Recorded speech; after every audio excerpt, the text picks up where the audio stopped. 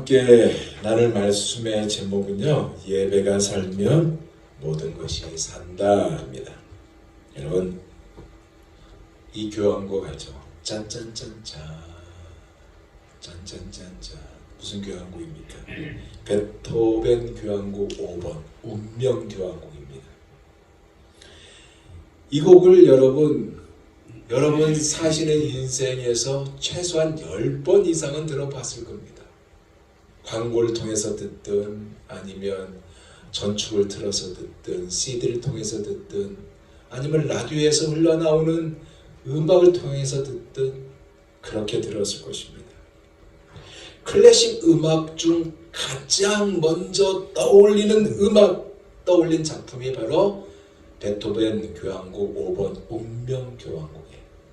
그리고 음악사적으로요, 교향곡이 나가야 할 길을 바꾸어 놓은 혁명적인 작품이 바로 이 곡입니다. 그리고 한 번 들으면 잊혀지지 않는 곡이 짠짠짠짠 짠짠짠 그렇게 시작되는 이 곡이에요.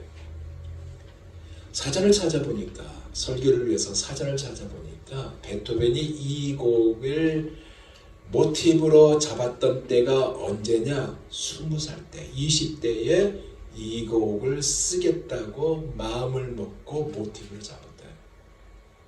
고민했던 모티브예요. 그리고 바꿔 말하면 그의 인생의 중요한 음악적인 주제가 바로 짠짠짠짠 이거였어요. 근데 여러분, 이 곡을 들으면요, 반복적인 구조를 이루고 있습니다.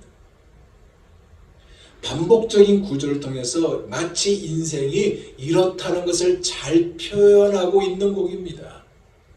왜냐하면 인생에는요, 반복적인 것들이 계속 연이어 일어나고 있기 때문에 그렇습니다. 특히 우리가요, 하나님께 받은 은혜를 다른 사람들에게 베풀려는 주님의 요구 또한 반복되고 있고요. 이 반복에 빠짐없이 꼭 등장하는 것이 뭐냐? 바로 예배입니다. 우리는 주 앞에 서는 그날까지, 그리고 하늘나라 천국에서도 계속 이 예배를 반복해서 드릴 것입니다. 그런데 이 반복이요, 습관화되고 너무나 쉽게 여긴다는 것이 문제입니다. 올해 우리 교회 표어가 뭡니까? 기억나세요? 예배가 살면 모든 것이 산다 이거예요.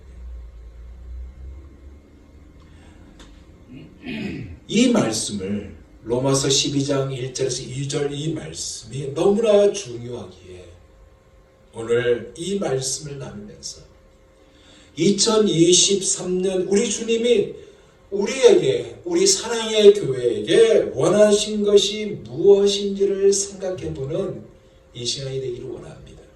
먼저 오늘 본문을 보니까 오늘 본문의 시작이 그러므로라는 이 접속사로 문을 열고 있어요. 접속사. 그러므로. 이 그러므로라는 이 접속사는요, 그냥 접속사가 아닙니다. 굉장히 중요한 접속사예요. 왜냐하면 바울이요, 앞에서 이야기했듯이 무슨 얘기냐? 1장에서 1장에서 11장까지 이야기했던 것을 요약하고 결론을 지으면서 그러므로라고 넘어가고 있기 때문에 그래요. 즉 1장부터 11장에 해당하는 것들의 전환인 것입니다. 사실 사도 바울은요, 로마서를 보면 무려 3번이나 그러므로라는 접속사를 사용했던 것을 볼 수 있습니다. 그것이 첫째가 뭐냐? 한 사람의 믿음을 통해 하나님의 은혜의 선물을 받아들이는 순간에 있다는 로마서 1장 말씀에서 그러므로이라는 이 접속사를 사용하고 있고요.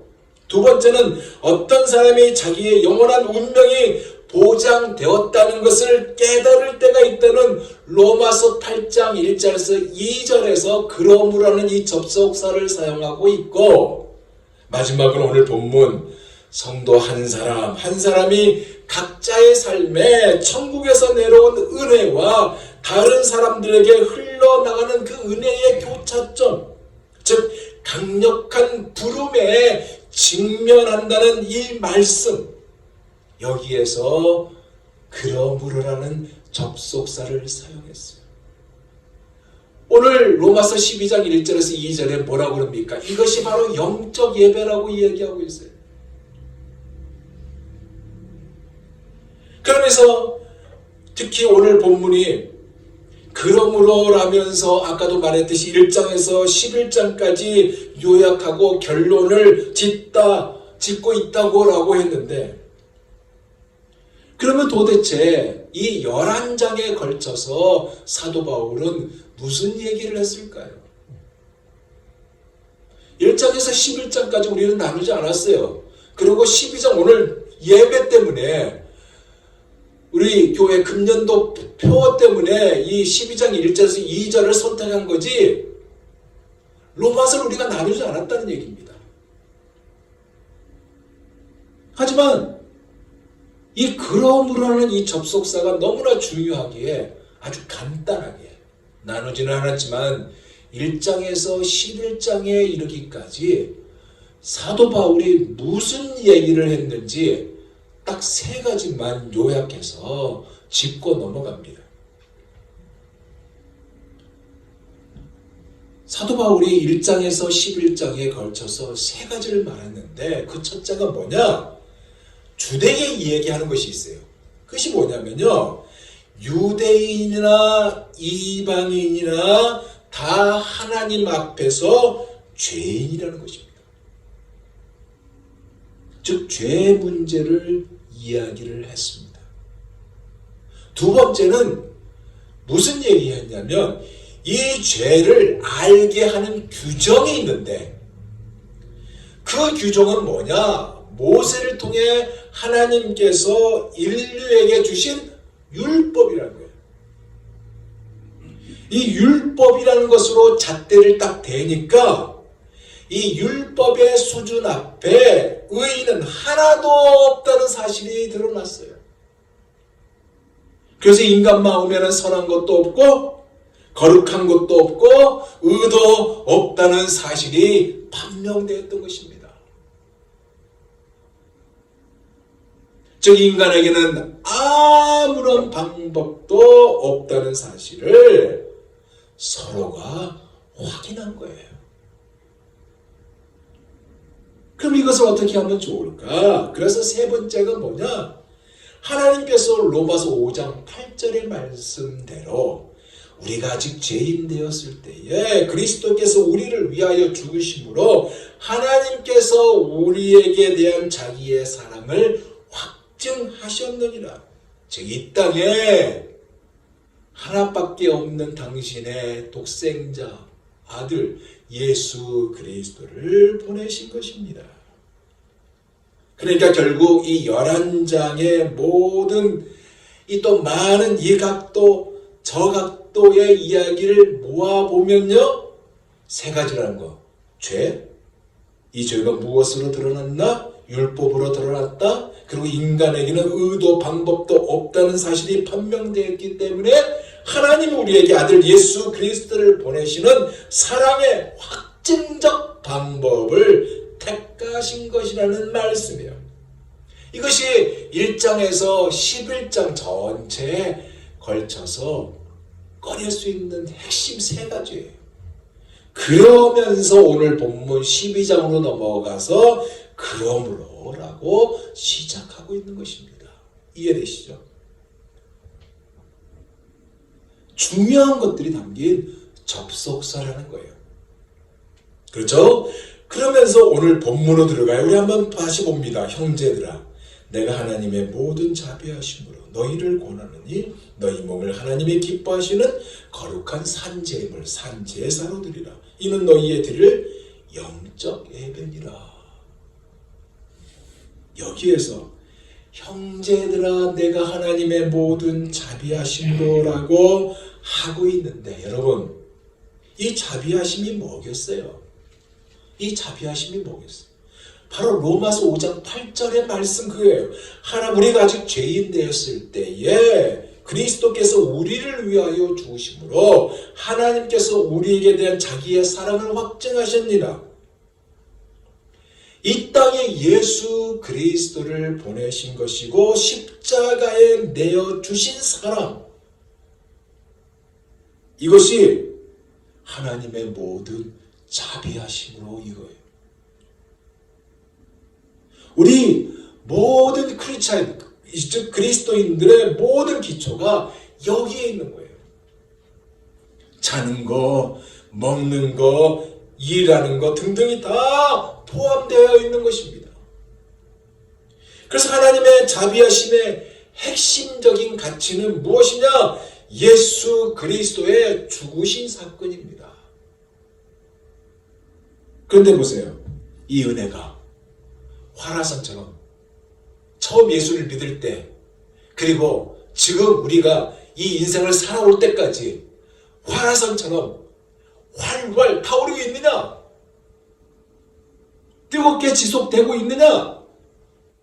그렇지 않다는 것입니다. 모태신앙이든 나중에 믿었든 시간이 지나면서 자기도 모르게 명분적 그리스도인이 되고 마는 것입니다. 이 말이 뭐냐? 사실 이것은요, 우리뿐만 아니라 모든 교회에 다 가지고 있는 부분이에요. 많은 교회가 안고 있는 문제고 생기는 부분이에요. 이것이 과연 무엇인지 한 예를 들어서 설명해 봅니다. 친구가 교회 가자고 그래요. 그래서 친구 따라 교회를 갔어요. 아니면 부모님이 예수를 믿기 때문에 태어나면서 자신도 모르게 그냥 그리스도인이 되었습니다. 시간이 지나면서 교회 문화에 익숙해요. 사람도 좋고 성가대도 좋고 찬양도 좋고 교회의 이 조명도 좋고 사람의 그 말하는 말투도 좋고, 그러다 보니 서리 집사가 되고, 여자분은 집사도 되고 권사도 되고, 남자에게는 안수 집사도 되고 장로도 되고 그래요. 즉 교회 문화가 습관화되면서 이루어지는 현상입니다. 자, 이 미국에서요, 어느 교회에서 제자 훈련을 하고 있는데 제자 훈련을 하면서 경험했던 이야기입니다. 제게 제자 훈련을 받았던 어떤 안수 집사님이 계셨어요. 그 제자 훈련은 안수 집사님만, 남자 안수 집사님만 12명 모아놓고 하는 제자 훈련이었습니다. 아주 훌륭한 집사님이었어요.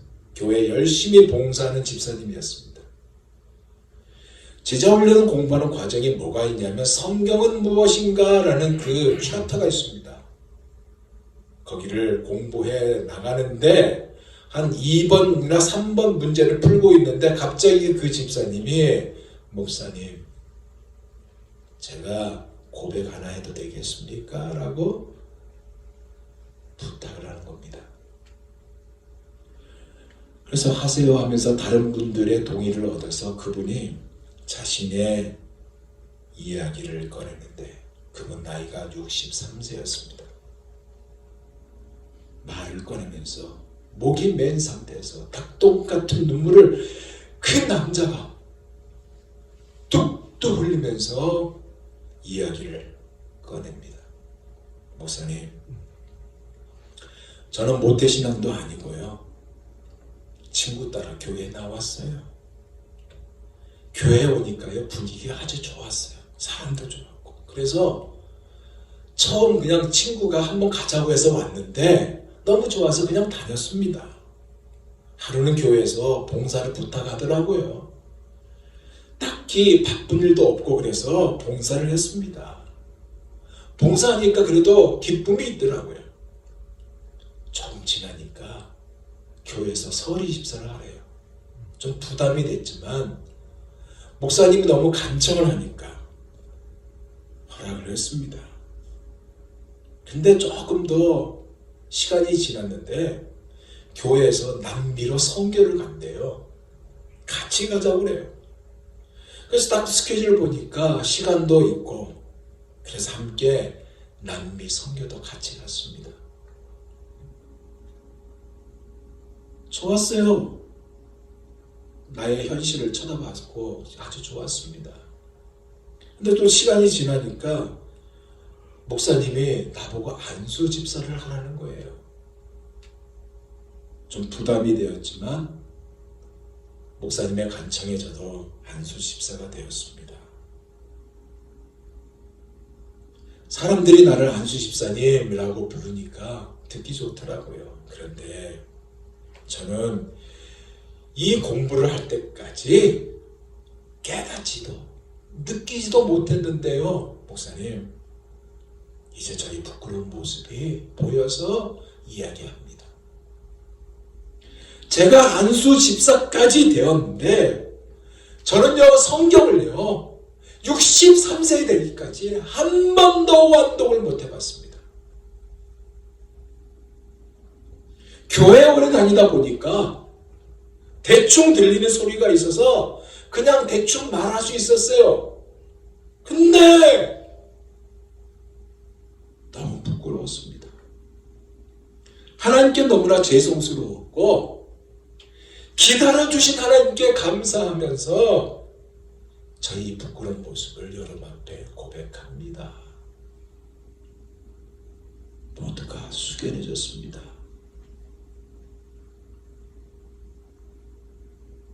이 말의 핵심이 뭐겠어요? 자기 자신은 그동안 무늬만 그리스도인이었다.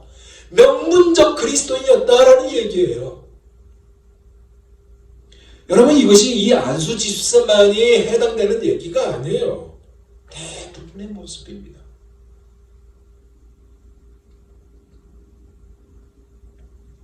우리에게 필요한 것이 뭔지 아세요? 정말로 예수님의 십자가가 바로 내 죄를 용서하기 위함이었구나라는 이 마음을 갖는 거예요. 근데 이 마음도 없고 십자가 아래에서 나 자신이 무너진 것도 없고 이것을 뼈저리게 만난 적도 없는 가운데 얼마든지 교회 생활은 가능하거든요. 다라고 하기는 예수 그리스도의 십자가의 사건이 정말로 나를 위한, 여러분을 위한 사건이었다는 사실을 뼈저리게 가슴에 담고 지낼 수 있는 우리가 되기를 원합니다. 그의 죽으심과 용서 없이는 철저한 죄인임을 고백하고 시인함이 없이는 안 되는 거예요.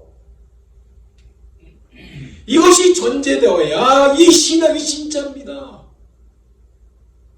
타이틀이요? 그리 중요하지 않아요. 물론 목사나 집사나 장로나 권사나 이 타이틀이 때론 중요합니다.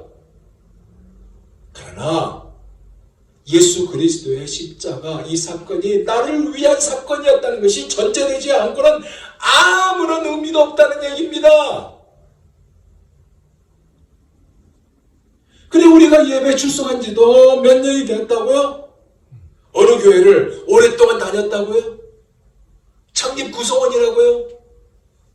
이것도 중요하지 않아요. 예수의 십자가가 바로 내 죄를 용서하시기 위함이었구나. 십자가 아래서 나 자신이 무너지며 이것이 중요한 거예요. 그래서 사도 바울이 그러한 마음으로 하나님의 모든 자비하심으로 너희를 권한다라고 하였고, 이 자비하심이 뭐냐? 바로 십자가의 사건인 것입니다. 여기서 사도 바울이 권한다라고 하고 있어요. 이 권함은 부탁을 말하는 것이 아니에요. 이렇게 해주세요, 저렇게 해주세요 라고 하는 것이 아니에요. 원어를 보니까요, 이 부탁에서 아주 강렬한 표현, 애타는 마음이 들어가 있어요. 왜냐? 예수 그리스도의 죽음을 건 부탁을 하고 있기에 그렇습니다. 십자가 일어난 사건, 그것을 걸었어요. 그것을 건 가운데 부탁을 하고 있다는 얘기입니다.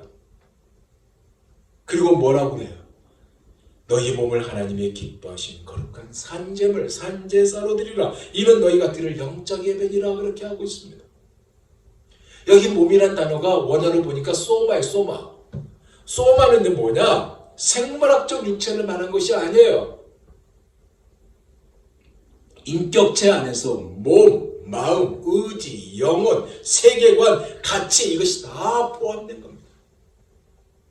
이것이 따로따로, 즉 분리, 세퍼레이트 된 것이 아니에요. 여러분, 분리가 뭔지 아세요? 한 예를 들어보여요. 교회에서 부흥의 광고가 났습니다. 가정해 봅니다. 그런데 마음에 그래 가야지. 근데 교회에 그 부흥에 참석하려고 그랬는데 몸이 바쁜 거예요. 몸이 바쁘니까 뭐라 그래요? 몸은 가는데, 몸은 못 가는데 마음은 가 있어. 이렇게 얘기해요. 이 분리된 거예요. 헬라적 기준을 보면 이원론적 사고방식이고 좀 다르게 표현하면 정신분열입니다. 어떻게 보면. 왜요? 말이 안 되기 때문에 그래요. 적어도 부흥회에 참석해야겠다면 부흥회에 대한 가치관이 내 안에 동의가 되고요. 의지가 따라가고 그래야 몸이 움직여요. 하지만 머리로 생각하고 몸으로 움직이는데 거부가 생겨요. 몸이 바쁘다는 핑계로. 왜 그럴까요? 자기를 지배하고 있는 가치관 때문에 그렇습니다. 즉 무의식 세계가 그것을 지배해요. 결정해버리는 겁니다. 무의식 세계라는 것은요, 의식이 계속 지속되고 반복된 것에 대한 결과입니다. 예를 들어 우리가 주일이 되면 아무 생각 없이 그래 주일이야, 그래서 시간 맞춰서 옵니다. 이것이 무의식적인 반응이 그 안에 배어 있어요. 오랜 세월 동안 지속되고 반복된 결과예요. 그런데 여기서 이야기하고 있는 핵심은 뭐예요? 하나님이 기뻐하신 거룩한 산제사로 드리라, 그렇게 얘기하고 있네요. 바꿔 말하면 거룩한 산제물은 하나님이 기뻐한 것이다, 그렇게 이야기한 겁니다. 무의식적으로 지속되고 반복이 아니라 마음을 담은 예배로 나아가라 얘기입니다. 근데 이것을 하려면 그냥 생기지 않거든요. 그래서 여기에 따른 도구에 대해서 사도 바울은 오늘 본문 이전에 이렇게 말하고 있습니다. 보세요. 너희는 이 세대를 본받지 말고 오직 마음을 새롭게 함으로, 마음을 새롭게 함으로 무엇을 받아? 변화를 받아 하나님의 선하시고 기뻐하시고 온전한 뜻이 무엇인지 분별하도록 하라. 마음을 새롭게 하라고 그러네요. 이것은 즉각적인 변화를 말하기도 해요. 어느 날 갑자기 하나님의 전적인 은혜에 여러분의 인생에, 내 인생의 의지와 상관없이 임하시는 하나님의 구원이라는 선물이고 은혜의 역사가 임한 것을 말해요. 그런데 보세요. 이것으로 끝나는 것이 아니라 변화에는 과정이 따릅니다. 즉 변화에는 과정이 따른다는 것은 변화가 되는 과정이 있다는 얘기예요. 즉각적인 변화가 있다면 그 다음에 변화의 과정이 따라온다는 얘기예요. 이것을 무시하면 과정은 생각하지 않고 결과만 따지는 모습, 스스로 기만에 빠져버립니다. 변화라는 것은요, 즉각적인 변화가 구원이라는 역사에 일어났다면 진짜 변화는 뭐냐? 천천히, 서서히 과정을 겪어서 일어나는 것이고 이것이 지속적이고 반복적입니다. 이것을 가르쳐 뭐라고 그러냐? 신앙훈련이라고 얘기해요. 신앙 훈련을 통해서 변화가 일어나는 겁니다. 이것이 있어야 돼요. 그런데 이어서 뭐라고 그래요? 너희는 이 세대를 본받지 말고 그랬어요. 여기서 말하고는 세대가 무슨 세대일까요? 피조세계일까요? 그게 아니에요. 요한일서 1장 2절에서 요한일서 2장 15절에서 16절에 보면 이렇게 말씀하고 있어요. 들어봅니다. 이 세상이나 세상에 있는 것들을 사랑하지 말라. 사랑치 말라. 누구든지 세상을 사랑하면 아버지의 사랑이 그 속에 있지 아니하니 이는 세상에 있는 모든 것이 육신의 정욕과 안목의 정욕과 이생의 자랑이니 다 아버지께로 쫓아온 것이 아니요 세상으로 쫓아온 것이라. 뭐냐? 육신의 정욕, 안목의 정욕, 이생의 자랑, 즉 풍조를 말하고 있고요. 세상의 가치관을 말하고 있고요. 세상의 경향을 이야기하고 있고 세상의 패턴을 말하고 있고 스타일을 말하고 있습니다. 이것을 본받지 말라고 있어요. 말 그대로 물들지 말라고 있어요. 왜 이스라엘 백성들이 가나안 정복하면 그 땅의 모든 것들을 다 진멸하라고 했습니까? 하나님이 물들지 말게 하기 위해서 그랬던 것입니다. 근데 여러분 어떻습니까? 교회도 어떻습니까? 이 세상의 경향과 패턴을 교회가 리드합니까? 아니면 카피합니까? 카피하고 있죠. 세상이 교회 속으로 들어올 것이라는 착각을 하면서 카피를 해요. 그런데 중요한 것은 세상은 절대로 교회 속으로 들어오지 않습니다. 오히려 교회를 망가지게 합니다.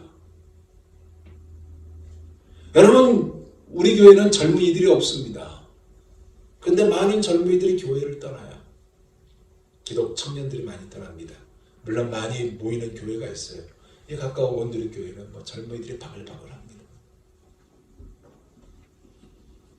한국의 사단법인 세길과 세일이 2013년부터 2018년까지 무려 6년 동안 1200명의 기독 청년들 만나서 조사한 결과가 있어요. 왜 젊은이들이 교회를 떠날까? 그 청년들을 직접 만나 교회를 떠난 청년들의 그 의문에 대한 답을 내렸습니다. 5가지 이유를 밝혔어요. 그래서 1위가 뭐냐? 경제적 이유 때문에 떠난다. 2위가 자신들의 주장을 너무나 억지로 강조하는 것 때문에 떠난다. 3위는 관계의 문제이고 4위는 교회와 목사들의 비윤리적인 삶 때문에 떠나고 5위는 성경 말씀이 비과학적, 비합리적이라는 오해 때문에 떠난다라고 결론냈습니다. 특히 4위에서요. 너무나 교회에서 신앙과 믿음을 강요한다는 것입니다. 예를 들어서 이거예요. 처음 온 성도가 있어요. 어디 살아요? 나이는 몇이요? 결혼했어요? 이런 것이 부담으로 다가온다는 얘기입니다.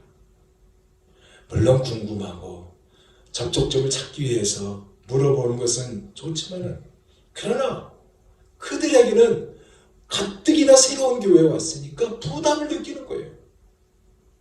교회에 정착하도록 도와주는 것이 아니라 심지어 자신들의 경험을 강요함으로 부담을 느낀다는 얘기입니다. 사실 청년들은요, 뭘 원하냐면 해답을 원하는 것이 아니라 공감을 원해요. 바꿔 말하면 홍수가 난 시대예요. 홍수가 난 시대에 정말로 마실 물이 필요하다는 얘기입니다. 바른 복음을 듣고 싶어 한다는 거예요. 세상 풍조를 따르는 것이 아니라 진짜로 은혜 받기를 원한다는 것입니다.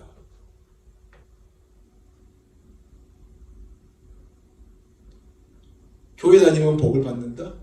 당연히 복 받죠. 그러나 성경이 말하는 복은요, 세상이 말하는 복을 복이라고 하지 않습니다. 그러기에 너희는 이 세대를 본받지 말고라는 이것은 이 세상에 물들지 말고, 즉 구별된 삶을 살아야 하고, 이 얘기예요. 따라서 마음을 새롭게 변화를 받는 것은요, 한 번 해서 되는 일이 아니에요. 계속 훈련을 통해서 되는 거예요. 워낙에 우리 사랑의 교회 2023년에는 정말로 우리 교회가 마실 물을 먹어주는 교회가 되기를 간절히 소원해 봅니다. 이제 말씀을 마무리할게요. 그럼 오늘 말씀을 마무리하면서 정말로 하나님이 기뻐하신 제사, 예배가 살면 모든 것이 산다는 이것은 과연 무엇을 말하는 것일까요? 사도 바울이요, 로마서 15장 16절에 이렇게 말하고 있습니다. 들어보세요.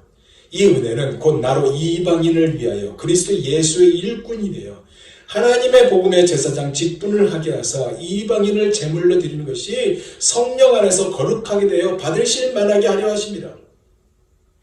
여기에 독특한 말이 나오죠. 이방인을 제물로 드린다?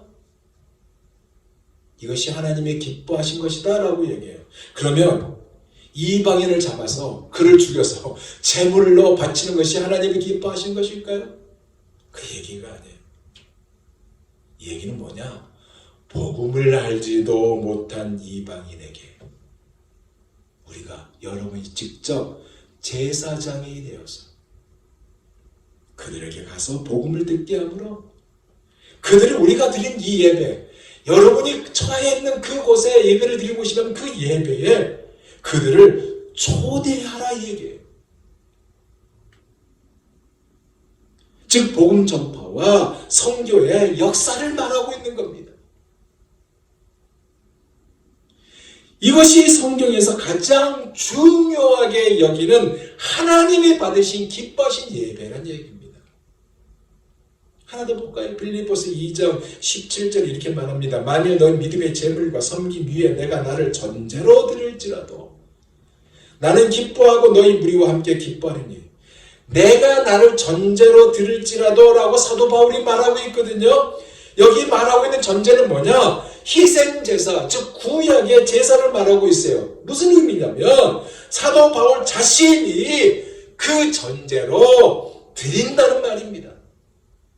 즉 자신의 전 인생을 하나님께 드리는 제물로 바친다, 드린다는 얘기예요. 다른 말로 표현하면